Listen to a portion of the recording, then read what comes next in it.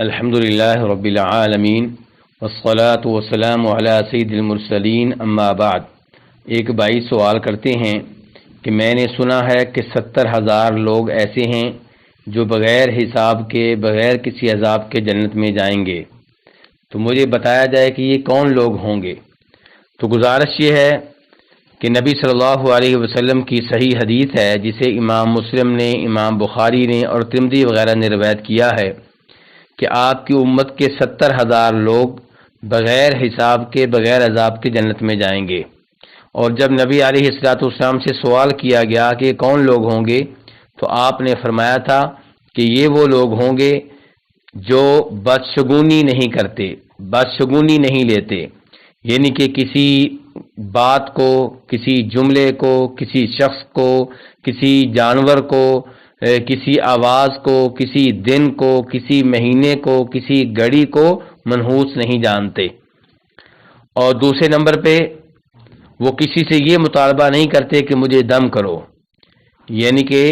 دم کرنا یقیناً جائز ہے، لیکن وہ خود اپنے آپ کو دم کرتے ہیں، اور اگر انہیں کوئی اور دم کر دے تو الحمدللہ، لیکن کسی سے مطالبہ نہیں کرتے کہ مجھے دم کرو۔ اور یہاں پہ یہ بات ذہن میں رہے کہ کسی سے مطالبہ کرنا بھی جائز ہے، لیکن یہ توحید کے اعلیٰ و عرفہ مقام کے لحاظ سے مناسب نہیں ہے۔ توحید کے اعلیٰ مقام کا تقاضا یہ ہے کہ آپ کسی سے یہ مطالبہ بھی نہ کریں کہ مجھے دم کرو۔ اور تیسرے نمبر پہ فرمایا وہ اپنے جسم کو داغتے نہیں ہیں، یعنی کہ کوئی بیماری ہو، جسم میں کوئی خرابی ہو تو وہ آگ سے اپنا علاج نہیں کرتے، جسم کو داغتے نہیں ہیں۔ اور یہاں پہ یہ بات ذہن میں رہے کہ داغنا بھی جائز ہے، لیکن یہ بھی توحید کے اعلیٰ و عرفہ جو مقام ہے اس کے شیان شان نہیں ہے۔